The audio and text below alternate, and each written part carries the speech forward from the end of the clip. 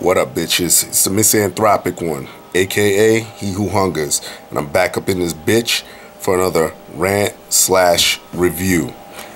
Today I want to talk about Jay-Z's latest album titled 444. Usually, you know me, I like to show a physical CD. This album dropped as a Tidal exclusive, Jay-Z's streaming service, which is known as Tidal, I should say. And I believe I heard there's a physical release coming out, and it has a bonus track on it. So when I do get that, I will do a maybe an unwrapping video, you know, similar to an unboxing video. I'll do that, and maybe I'll talk about the bonus track. Maybe I'll do a separate video on that, okay? But anyway, let's jump right into this shit, because this is hot right now. Everyone's talking about it. There was very little promotion for this shit, I would say, except for the last month. There was, you know, little videos and paintings and posters of 444, or the timestamp 444. And, you know, people were speculating. They didn't know whether it was an album or you know, a song or whatever. And the album dropped, and let's get right into it. Album is entirely produced by No ID, I think, with a little bit of co-production from Jay-Z himself. But No ID is a phenomenal producer, legendary producer. So the sound on this goes without saying, okay? Features on this bitch, you have Gloria Carter, which is Jay-Z's mother.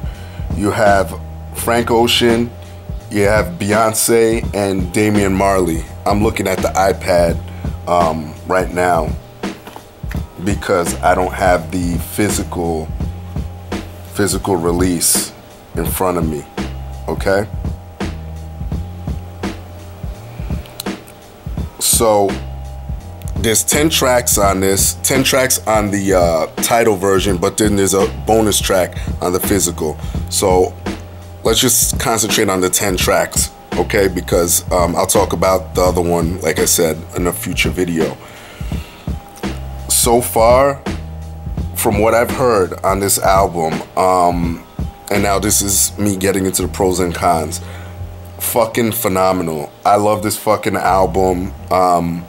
I've been seeing mostly positive shit about it. You know, you have some detractors on there saying, oh, I don't want to hear 47-year-old Jay-Z, or, oh, because Magna Carta, Holy Grail, they didn't like it, so they're not checking for this. And, you know, I always try to look at shit with an open mind. Even if I know I'm not going to like it, you know, people send me shit that I already know that I may not like it, but I'll go listen to it anyway. And I wish that more people would keep an open mind, because a lot of people are missing out on a fucking great album.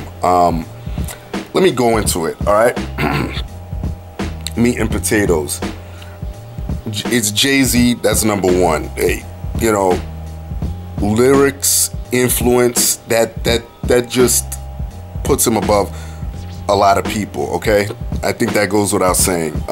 Content-wise, he's got, he doesn't shy away from it. As a matter of fact, this album is very substantial, has a lot of substantial shit on it. Like track 1, Kill Jay-Z, and he does a breakdown of this shit, of track by track, which actually helps me out, so that way I don't have to interpret sometimes. You know how sometimes I'll interpret shit and I I don't want to, I really don't like messing stuff up. So I love when artists do this, so it makes my work a lot easier, okay? So I'm on Hip Hop DX and he breaks all this shit down, okay? Kill Jay-Z, which is the first song on the album. He says the first song is called Kill Jay-Z, and obviously it's not to be taken literal. It's really about the ego. It's about killing off the ego so we can have this conversation in a place of vulnerability and honesty, which is a great song. The Story of OJ, fucking great song. There's a video for it, an animated video. Really love this track. Someone's texting me. All right, so The Story of OJ. The Story of OJ is really a song about we as a culture having a plan and how we're gonna push this forward. We all make money and then we all lose money, as artists especially, but how when you have some type of success to transform that into something bigger.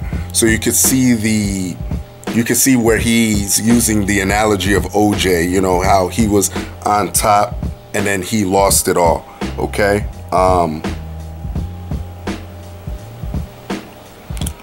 Let me see what else. Family Feud. Family Feud is about separation within the culture, like new rappers fighting with old rappers, saying all these things. So the line is, nobody wins when the family feuds. The title track, which a lot of people ask about, or have been talking about. 444 is a song that I wrote and is the crux of the album, just right in the middle of the album. And I woke up literally at 4:44 in the morning, 4:44 a.m. to write this song. So it became the title of the album and everything. It's the title track because it's such a powerful song, and I just believe one of the best songs I've ever written. And I think, actually, hold on, let me go to rollingstone.com because they have a deeper breakdown. Hold on here. Come on, load up.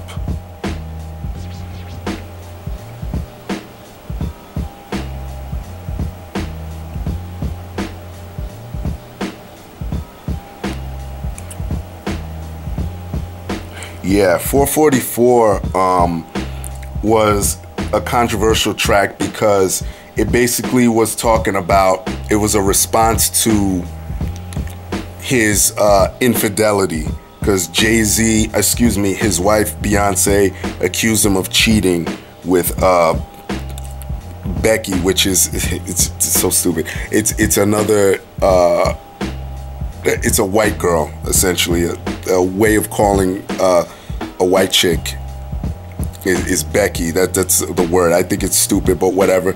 He basically acknowledges it on that track. A track that really got me, like, was really introspective to me was Smile featuring Gloria Carter. And it's really strange because, I mean, he's really opening up here and he talks about how his mom, I guess, was a lesbian or is a lesbian or whatever, but what's the line?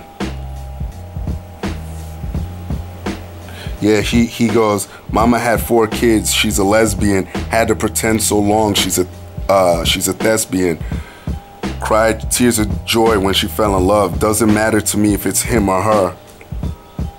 And so he's talking about, like, look, I don't care who you're in love with, as long as, you know, you're happy. And I was like, damn, that's kind of revealing. You know what I mean? Because not a lot of rappers would put that out there. But kudos to Jay-Z for doing that. Okay. But yeah, production-wise, I thought it was really well laid out. Like I said, No ID's fucking amazing. It's not too dirty, not too clean. It's just right, very soulful. And to me, this album is a combination of Magna Carta and the Black Album, because it has the grown man feel of Magna Carta, but it also has the soulfulness and the youthfulness of the Black Album. You know what I mean? So I think it's a great fucking album. I believe there's an article saying that he's supposed to be working with No ID even more. Can't wait for that shit. If it's anything like this, I will be there to eat it up. And yeah, it's not Reasonable Doubt. I know people still want a Reasonable Doubt too. I don't see that happening. But fucking great album, and one of my favorite albums of this year, okay? If I had to rate this thing, I would probably give it a 9 out of 10 easy. This is one of Jay-Z's best albums to me.